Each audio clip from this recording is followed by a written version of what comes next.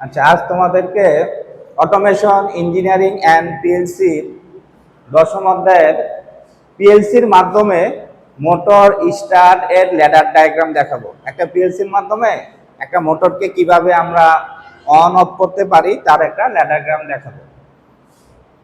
Ladder diagram দেখানোর আগে আমি একটু দেখাই রিলের কাজটা। মূলত রিলের মাধ্যমে এটাকে অন অফ করানো হচ্ছে। এটা হলো আমরা মেকানিক্যাল রিলে দেখানো হচ্ছে। এখানে কয়েলে এটা একটা রিলের একটা কয়েল পার্ট আর হলো অক্সিলারি পার্ট। কয়েলে যখন আমরা সাপ্লাই দিব, অক্সিলারি পার্টের কয়েকটা অংশ থাকে, একটা থাকে এনসি, একটা হলো এনও। কয়েলে যখন আমরা সাপ্লাই দিব, যখন সাপ্লাই না দিব তখন এনসি থাকবে, এনও থাকবে। যখন আমি কয়েলে সাপ্লাই দিব, এই এনসিটা মানে নর্মালি যে ক্লোজটা এটা কি হয়ে যাবে, এই যে এনসিটা চেঞ্জ হয়ে এনও হয়ে যাবে, মানে ওপেন হয়ে যাবে। যেটা ওপেন ছিল, নর্মালি ওপেন ছিল, এটা চেঞ্জ হয়ে এনসি হয়ে যাবে। ঠিক এই লজিকটাকে কাজে লাগাই এখানে ল্যাডার ডায়াগ্রাম তৈরি করা হচ্ছে। এখানে আমরা দেখতে পাচ্ছি, এখানে একটা আমরা স্টার্ট বাটন দেওয়া হয়েছে, একটা স্টপ, আর হলো রিলে কয়েল। এটা মোটর, এটা থেকে আমরা মোটর আউটপুটটা নিব। দেখো এখানে যখন আমরা স্টার্ট বাটনটা পুশ করব, এটা আমার ফেজ লাইন হিসেবে কাজ করবে, এটা আমার নিউট্রাল লাইন হিসেবে কাজ করবে। যখন আমরা স্টার্ট পুশ বাটনে প্রেস করব তখন ফেজটা এদিকে আইসা, এটা ক্লোজ আছে, ক্লোজ আইসা এখানে আমার রিলে কয়েলকে ধরবে। দেখো একটু রিলে কয়েলকে ধরলে রিলে কয়েলের পার্ট, এই যে এনও এনসি মানে অক্সিলার গুলো এখানে আমরা ইউজ করছি। যখন রিলে এখানে আমরা স্টার্ট বাটনে চাপ দিব তখন পেজ থেকে কারেন্ট এদিকে আইসা রিলে ধরবে। রিলে ধরলে আমরা আগে কি বলছি, এনসি যেটা ছিল এটা এনও হয়ে যাবে, এনওটা এনসি যাবে। এই রিলের কয়েলের এটা এনও এনসি এখানে ইউজ করা হয়েছে। যখন আমরা প্রেস করব সাথে সাথে রিলের এনও ছিল, এটা কি হয়ে যাবে, এনসি। এটা এভাবে পুশ করার সাথে সাথে এই push button, start push button press করার সাথে সাথে এটা কি হয়ে যাবে, এনসি হয়ে যাবে। আর এটাও এনও ছিল, এটাও কি হয়ে যাবে, এনসি হয়ে যাবে। আর এটা এনসি ছিল, এটা কি হয়ে যাবে, এনও হয়ে যাবে। পুশ বাটন কিন্তু আমার ছেড়ে দিলে আবার এটা ওপেন হয়ে গেলে আমার মোটর অফ হবে না, কারণ এই যে পেজ এই লাইন দিয়ে আমার মোটরকে ধরে রাখবে, মোটর চলতে থাকবে। এবং এখানে দেখো আমরা দুইটা ইন্ডিকেটর ইউজ করছি। আমি যখন পুশ করব তখন এটা অন হয়ে, এটা ক্লোজ হয়ে যাবে, এটা ওপেন হয়ে যাবে, ক্লোজ হয়ে যাবে। যখন এটা, তখন আমার মোটরটা সাপ্লাই পাবে, মোটর চলতে থাকবে। এবং এই ল্যাম্পটা জ্বলবে, ল্যাম্প 2 জ্বলবে। ল্যাম্প 2 জ্বললে আমরা বুঝতে পারবো, এবং পাশে আমরা ইন্ডিকেটর দিয়ে দিব মোটর স্টার্ট, মানে মোটর রানিং অবস্থা, অথবা মোটর রান। স্টার্টের জায়গায় আমরা রান লিখতে পারি, মোটর রান। যখন এই বাতিটা দেবে, বাতির নিচে আমরা লিখে দেবো মোটর রান।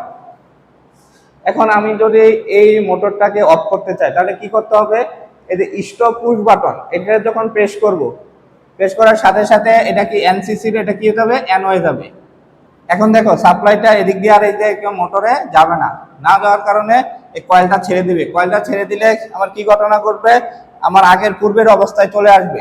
আমার এটা ছিল এই মোটরের এই কয়েলের এনসিটা এনসি হয়ে যাবে, এনওটা আবার কি হয়ে যাবে, এনও হয়ে যাবে, এবং মোটরটা অফ হয়ে যায়। এটা যখন আমরা ক্লিক করব তখন আমার এটাও এনও ছিল, আর এটাও এনও হয়ে যাবে। তখন মোটর অফ হয়ে যাবে, তখন আমার ল্যাম্প 1 বাতিটা জ্বলবে। ল্যাম্প 1 বাতি জ্বললে আমরা কি বুঝতে পারবো, মোটর স্টপ, মোটরটা অফ আছে। তাহলে এটা লজিকটা আমি আবার একটু রিপিট করতেছি। এটা লজিক বোঝার জন্য প্রথমে এই কয়েলের ফাংশনটা একটু বুঝতে হবে। এনও এনসি, যখন কয়েলে আমরা কোনো সাপ্লাই দিব না তখন এনসি এনও সেম থাকবে।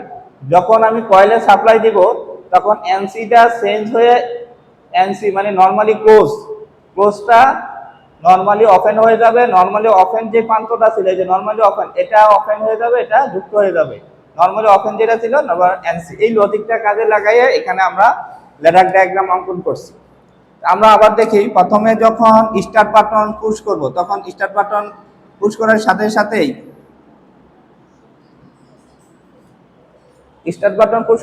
সাথেই পাওয়ারটা এদিকে যায়, এই কয়েলকে ধরবে, আউটপুট কয়েল, মোটর কয়েলকে ধরবে। কয়েলকে ধরলে আমরা কি জানি, কয়েলের যে অক্সিলারি গুলা ছিল এনও এনসি চেঞ্জ হয়ে যাবে। এই কয়েলের অক্সিলারি গুলো আমরা এখানে ইউজ করছি, দুটা ইন্ডিকেটর ল্যাম্প হিসাবে, আর একটা হলো হোল্ডিং হিসাবে, যাতে পুশ বাটন আমার ছেড়ে দিলে আমার সাপ্লাইটা এদিক দিয়ে হয়। যখন আমি পুশ করব সাপ্লাইটা এদিকে দিয়ে কয়েল ধরবে। কয়েল ধরার সাথে সাথে কয়েলের অ্যানোগুলা, এই যে অ্যানোগুলা, এটা ছিল অ্যানো, অ্যানোটা কি হয়ে যাবে, অ্যানোটা এনসিতে রূপান্তর হয়ে যাবে, তখন এটা যুক্ত হয়ে যাবে। আর এখানে কয়েলের অ্যানো ছিল, এই কয়েলের অ্যানোটা এনসি হয়ে যাবে। আর এই কয়েলের এই যে এটার নাম্বার আর এটার নাম্বার সেম, এই কয়েলের এনসি ছিল, এটা অ্যানো হয়ে যাবে।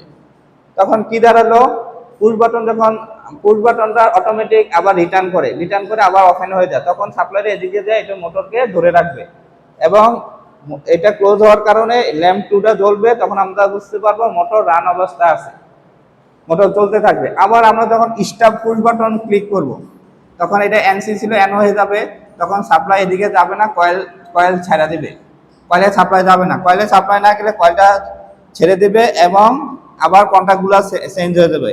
অ্যানো ছিল, এটা হলো এনসি হয়ে যাবে, এনসি ছিল যেগুলো, এটা আবার অ্যানো হয়ে যাবে। এই অবস্থায় আমার ল্যাম্প ওয়ানটা জ্বলবে, তখন বুঝতে পারো মোটর অফ। এভাবে আমরা পুশ স্টার্ট এবং স্টপ পুশ বাটন ব্যবহার করে একটা মোটরকে কি করতে পারি, অন অফ করতে পারি। এই প্রশ্নটা খুবই ইম্পর্টেন্ট, বিগত কয়েকটা বোর্ডে আসছে, তোমরা একটু ভালো করে বাসায় প্র্যাকটিস করবা। থ্যাংক ইউ সবাই।